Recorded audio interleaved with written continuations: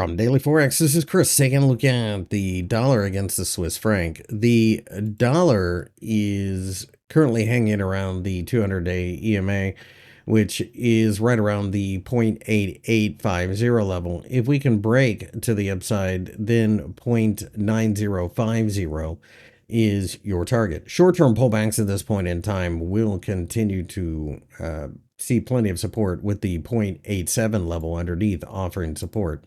In general, this is a market that looks as if it is trying to turn things around from a major sell-off, but at the same time, you have to pay close attention to the idea that perhaps we are a little bit overextended in the short term. I think the key to everything is at the 0.87 level. As long as we can stay above there, then we have the possibility of a recovery. It should also worth noting that the Swiss franc is struggling against most currencies.